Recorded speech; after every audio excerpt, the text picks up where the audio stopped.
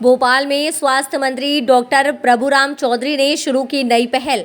स्वास्थ्य मंत्री डॉक्टर प्रभुराम चौधरी ने की आयुष्मान योजना के हितग्राहियों से बातचीत। स्वास्थ्य मंत्री डॉक्टर प्रभुराम चौधरी ने वीडियो कॉन्फ्रेंसिंग के जरिए मरीजों से चर्चा की। पहली बार निजी अस्पतालों में भर्ती मरीजों से की गई बातचीत। इंदौर के अरविंदो अस्पताल में आयुष्मान योजना के तहत भर्ती मरीजों से की गई बातचीत। योजना को लेकर लिया फीडबैक।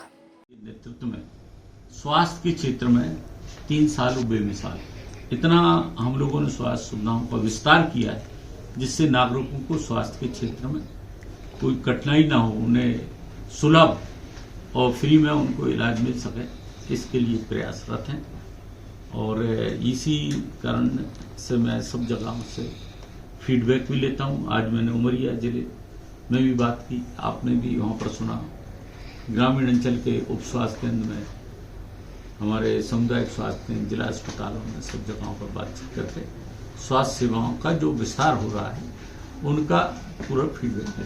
सर, क्या आयुष्मान के तहत आगे भी जो बातचीत ऐसी जारी रहेगी, क्योंकि ये पहली बार आपने आयुष्मान योजना की हितग्राहियों से बात की निजी अस्पतालों में? नहीं, मैं देखिए कि जिला अस्पताल में शुरू में जिला अस्पताल में बात करता था मैं 2 अस्पताल के, फिर मैंने उसको बढ़ाया सामुदायिक में, फिर मैं प्राथमिक में भी, उप स्वास्थ्य केंद्र में भी। अब मैं आयुष्मान के जो पेशेंट प्राइवेट अस्पतालों में हैं उनसे भी बातचीत तो मैंने शुरू की है और आगे भी जारी रहेगी। सर, प्रदेश में कोरोना लगातार बढ़ रहा है। हेल्थ जो डायरेक्टर उन्होंने एडवाइजरी तो जारी की थी कि सैंपलिंग को बढ़ाया जाए, पर देखने में आ रहा है कि सैंपलिंग अभी भी नहीं बढ़ाई जा रही है और लगातार केस सामने आ रहे हैं। नहीं, आयुष्मान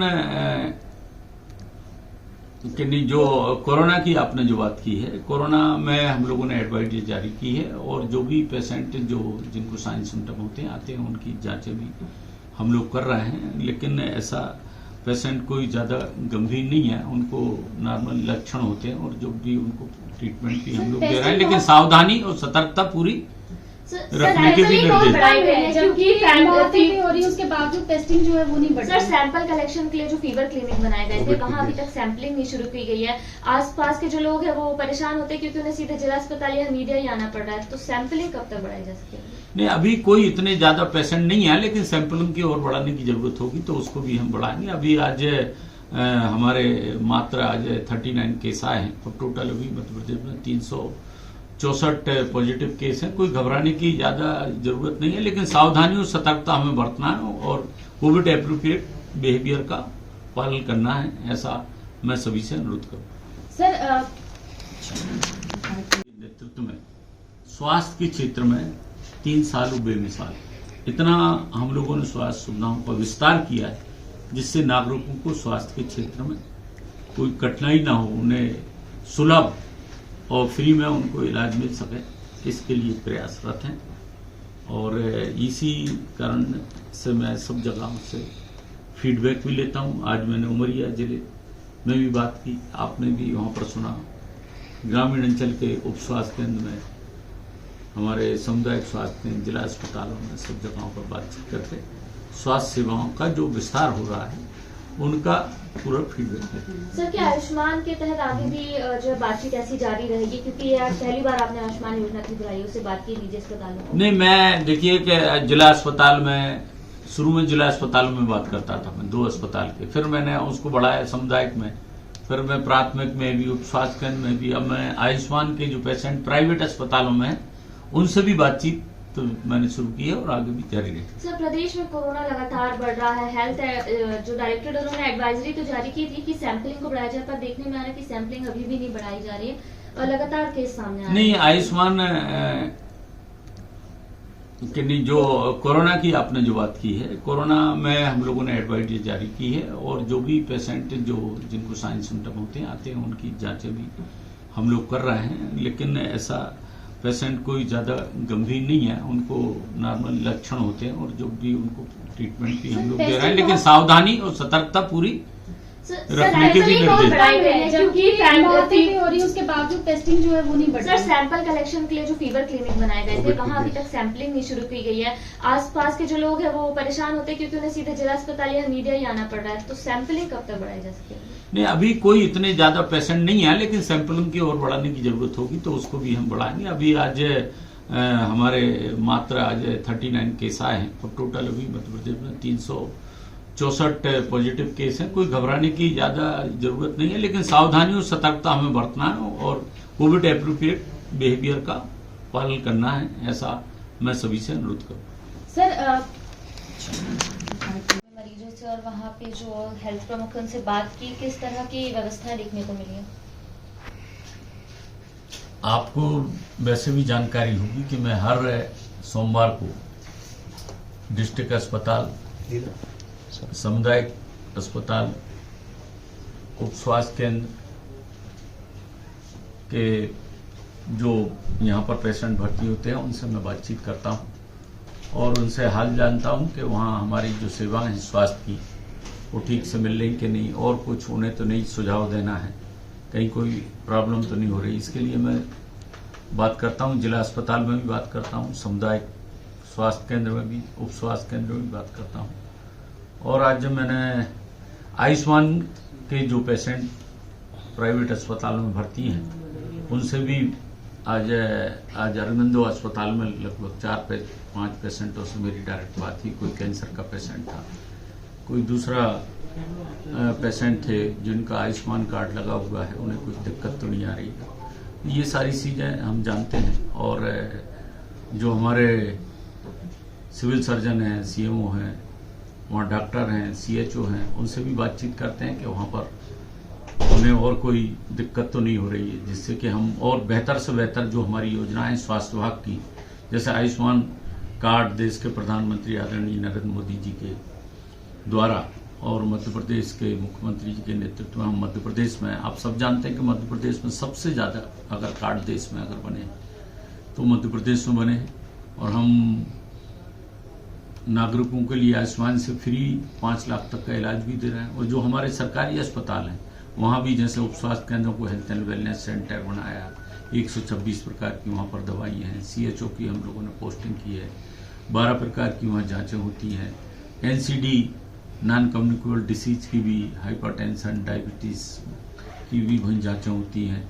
ई संजीवनी के माध्यम से, टेली कंसल्टेशन के माध्यम से जिलों में भी बात की जाती है। और जो प्राथमिक स्वास्थ्य केंद्र हैं उनकी भी हमारे टेलीमेडिसिन की सेवाओं के माध्यम से पेशेंटों को दूर न जाना पड़े, वहीं पर उनका इलाज हो सके, उन्हें दवाइयाँ मिल सकें।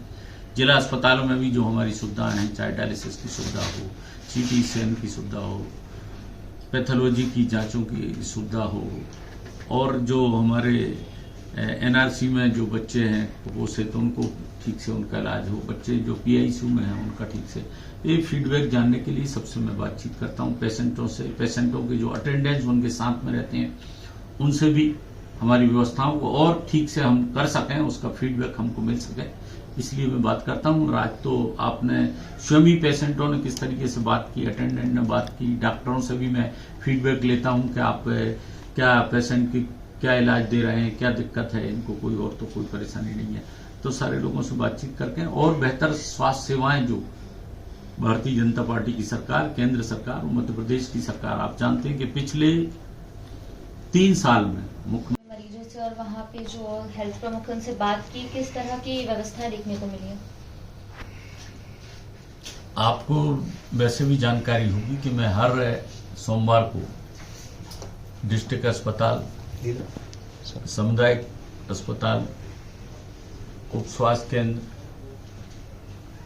के जो यहाँ पर पेशेंट भर्ती होते हैं उनसे मैं बातचीत करता हूँ और उनसे हाल जानता हूँ कि वहाँ हमारी जो सेवाएं हैं स्वास्थ्य की वो ठीक से मिल रही कि नहीं, और कुछ उन्हें तो नहीं सुझाव देना है, कहीं कोई प्रॉब्लम तो नहीं हो रही। इसके लिए मैं बात करता हूँ, जिला अस्पताल में भी बात करता हूँ, सामुदायिक स्वास्थ्य केंद्र में भी, उप स्वास्थ्य केंद्र में भी बात करता हूँ।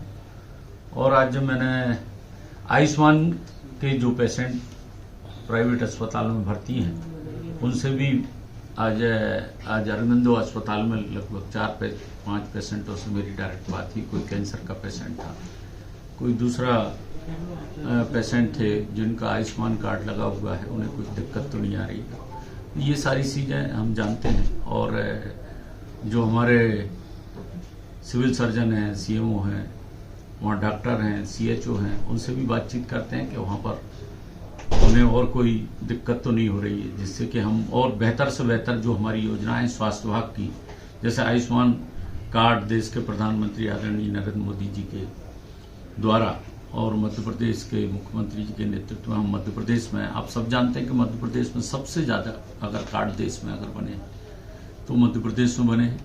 और हम नागरिकों के लिए आयुष्मान से फ्री 5 लाख तक का इलाज भी दे रहे हैं। और जो हमारे सरकारी अस्पताल हैं वहां भी जैसे उप स्वास्थ्य केंद्रों को हेल्थ एंड वेलनेस सेंटर बनाया, 126 प्रकार की वहां पर दवाइयां हैं, CHO की हम लोगों ने पोस्टिंग की है, 12 प्रकार की वहां जांचें होती हैं, NCD नॉन कम्युनिकेबल डिसीज की भी, हाइपरटेंशन, डायबिटीज की भी वहीं जांचें होती हैं। ई-संजीवनी के माध्यम से, टेली कंसल्टेशन के माध्यम से जिलों में भी बात की जाती है। और जो प्राथमिक स्वास्थ्य केंद्र हैं उनके भी हमारे टेलीमेडिसिन की सेवाओं के माध्यम से पेशेंटों को दूर न जाना पड़े, वहीं पर उनका इलाज हो सके, उन्हें दवाइयाँ मिल सकें। जिला अस्पतालों में भी जो हमारी सुविधाएं हैं, चाहे डायलिसिस की सुविधा हो, CT स्कैन की सुविधा हो, पैथोलॉजी की जांचों की सुविधा हो, और जो हमारे NRC में जो बच्चे हैं कुपोषित तो उनको ठीक से उनका इलाज हो, बच्चे जो PICU में हैं उनका ठीक से, ये फीडबैक जानने के लिए सबसे मैं बातचीत करता हूँ पेशेंटों से। पेशेंटों के जो अटेंडेंट्स उनके साथ में रहते हैं उनसे भी हमारी व्यवस्थाओं को और ठीक से हम कर सकें, उसका फीडबैक हमको मिल सके, इसलिए मैं बात करता हूँ। और आज तो आपने स्वयं ही पेशेंटों ने किस तरीके से बात की, अटेंडेंट ने बात की, डॉक्टरों से भी मैं फीडबैक लेता हूँ कि आप क्या पेशेंट की क्या इलाज दे रहे हैं, क्या दिक्कत है इनको, कोई और तो कोई परेशानी नहीं है। तो सारे लोगों से बातचीत करके और बेहतर स्वास्थ्य सेवाएं जो भारतीय जनता पार्टी की सरकार, केंद्र सरकार और मध्य प्रदेश की सरकार, आप जानते हैं कि पिछले 3 साल में मुख्य